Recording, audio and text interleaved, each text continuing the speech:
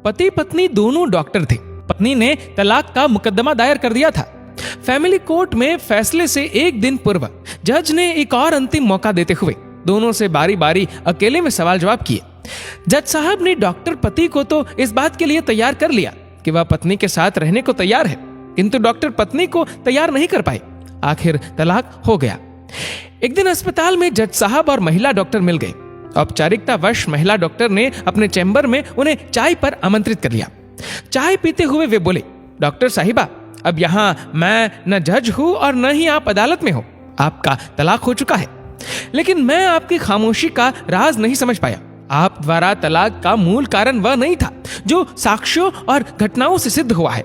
वह तलाक की वजह कतई नहीं थे। आपको कोई एतराज न हो तो मैं अब वास्तविकता जानना चाहता हूँ। मुझे इससे भी कोई फर्क नहीं पड़ता जज साहब, कल उसके साथ कुछ भी घटे, उसे सजा हो, मुझे कोई फर्क नहीं पड़ता। मैं बस उस वहशी से मुक्त होना चाहती थी। मैं नहीं चाहती थी कि मेरे तलाक के कारण उसका जीवन, उसकी नौकरी खतरे में पड़ जाए। मैं घाव को नासूर नहीं बनने देना चाहती थी। डॉक्टर महिला ने कहा, फिर तो अवश्य ही कोई गंभीर मामला था। जज साहब बोले। महिला ने कहा, हम दोनों ही डॉक्टर हैं। मैं 4 माह से गर्भवती हूँ। एक तो मैं नहीं चाहती थी कि मेरा गर्भ 9 महीने में मेरे तनाव के कारण अपाहिज या कोई अनोखी बीमारी लेकर पैदा हो। मैं यह समय बहुत ही शांति और खुशी से बिताना चाहती थी।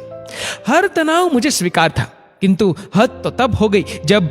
इतना कहते कहते महिला रुक गई। रूंधे कंठ से वह फिर बोली, वे लड़का चाहते थे और उसके लिए भ्रूण परीक्षण पर जिद कर रहे थे, जिसे करवाना हमारे लिए बहुत आसान था, लेकिन ये मेरा अपमान था और भ्रूण परीक्षण एक सामाजिक अपराध भी है। ओह, जज साहब के मुंह से निकला, हाँ, इसीलिए मैंने तलाक का ये कारण नहीं लिखा था। मुझे तो आसानी से तलाक मिल जाता, किंतु उन्हें सजा हो जाती, उनका भविष्य अंधकारमय हो जाता। अपने पेशे से वे बहुत मेहनती और ईमानदार है, इसलिए मैंने मूल कारण को अलग रखा।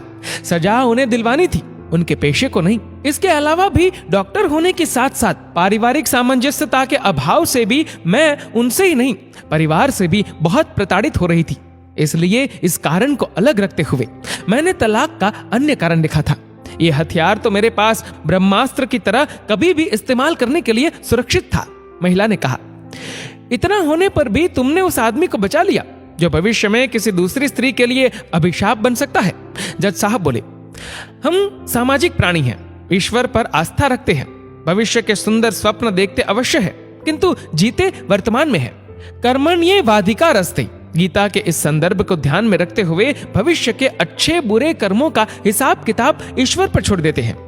मुझे तो बस गर्भ में पल रही अपनी संतान के भविष्य के ताने बाने बुनने हैं, किंतु वर्तमान तनाव रहित और खुशनुमा जीना है। उसने आगे कहा, ऐसी ही अन्य कुरीतियों के विरुद्ध नारी को ही पहल करनी होगी। ऑपरेशन का बुलावा आ गया था। जज साहब से क्षमा मांगते हुए वह ऑपरेशन थिएटर की ओर चल दी। जिस समय जज साहब चैम्बर से बाहर निकल रहे थे, वे उस महिला की महानता के बारे में सोच रहे थे। बेटा हो या बेटी, हम कौन होते हैं चुनने वाले? जीवन देना उस ऊपर वाले का हक है, हम कौन होते हैं छीनने वाले? दोस्तों, इस वीडियो को लेकर आपकी क्या राय है, नीचे कमेंट करके जरूर बताएगा। और अगर आपको वीडियो अच्छा लगा हो तो इस वीडियो को लाइक करेगा, शेयर करेगा ज्यादा से ज्यादा लोगों तक। और ऐसे ही और भी इंस्पिरेशनल वीडियोस के लिए सब्सक्राइब करें हमारे यूट्यूब चैनल को और फेसबुक पर फॉलो करें हमारे पेज को। धन्यवाद।